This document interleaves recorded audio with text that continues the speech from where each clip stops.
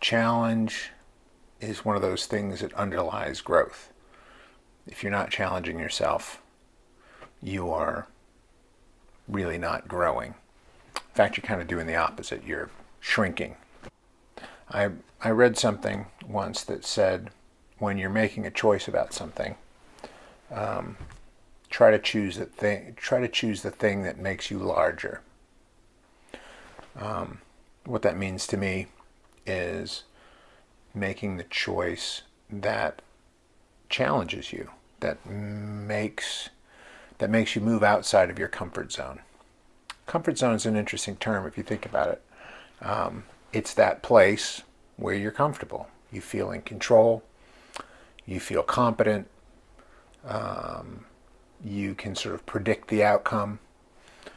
When you apply that to the art world, your comfort zone is the place where your skill, your natural inclinations, and your experience all come together to allow you to perform consistently. The more predictable that experience of working is, the less growth there is, almost by definition. So, not that it's a bad thing, but it is not a growth place. Um, so, why is it important to grow? What's the big deal about?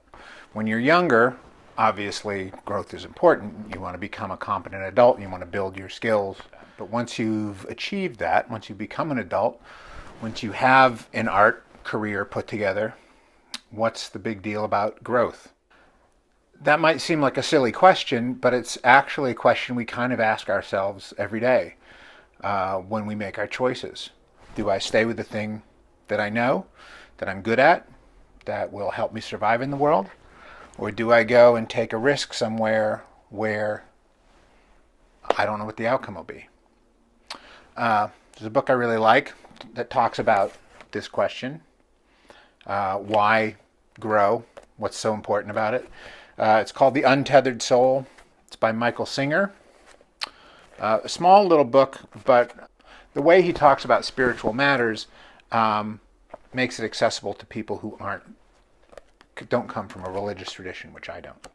So this is from the chapter Transcending the Tendency to Close, which deals with kind of what I'm talking about today. He's talking about this idea of why protecting yourself from feelings of anxiety, protecting yourself by not going into places where you don't have control, why that can be an issue. Ultimately, if you protect yourself perfectly, you will never grow. All of your habits and idiosyncrasies will stay the same. Life becomes stagnant when people protect their stored issues. People say things like, "You know we don't talk about that subject around your father." There are all these rules about things that are not supposed to happen outside because they could cause disturbance inside. Living like this allows for very little spontaneous joy, enthusiasm, and excitement for life. Most people just go from day to day protecting themselves, making sure nothing goes too wrong. At the end of the day, when someone asks, "How was your day?" a normal response is, "Not too bad," or "I'll survive." What is that telling you about their view of life? They see life as a threat. A good day means you made it through without getting hurt. The longer you live like this, the more closed you become. So I think that's an excellent description of why it's important to, as an adult, keep challenging yourself. Keep going places where you're frightened to go, or go places where you wouldn't imagine you might find nourishment. And as an artist, why is that important? Well, art feeds off of what you have to offer. And if what you have to offer is small, your art will be small. That's the thing that I discovered about my own art, is that the longer I went and the more kind of narrow my world became, the smaller my world became because I was spending so much of my time producing art, going kind of to the same place I had always been going to, that my art became limited. The expression of it became limited. And for me, and I suspect for every artist, really, the idea of having your art be limited having your art be small, having your art become confined, that feels very wrong. It feels like some kind of transgression. There are artists who seem to combine those two very strongly. People like George Pratt.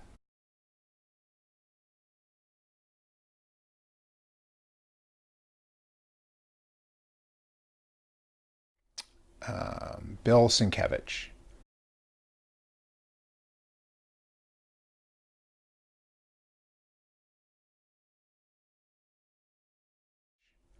Scott Fisher.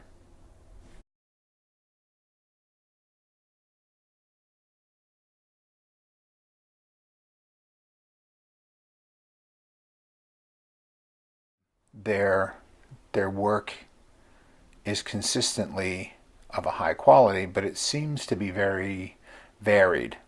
So they've made friends with being in an uncomfortable place, artistically speaking. I wasn't so much one of those people, I think. I tended to evolve. I did what I was good at, and that my explorations kind of never threatened that too much. So for me, the answer to the question, why grow, is that I want my art to be large. I want my art to matter. Maybe not to the world, but I want it to matter to me. I want to feel like it's living up to its potential. That's very important to me. And in my personal life, I want to live up to my potential also, whatever that is. I don't want to set a cap on it and say, this is who I am and I can go no further. To me, the idea of growing, the idea of discovering new things about myself, that's very exciting. It's nerve-wracking, but it's very exciting. Here's an example, just from this morning. As I've discussed before, I've started going to CrossFit, very much outside of my comfort zone. I've never been somebody who's really done a lot of physical exercise.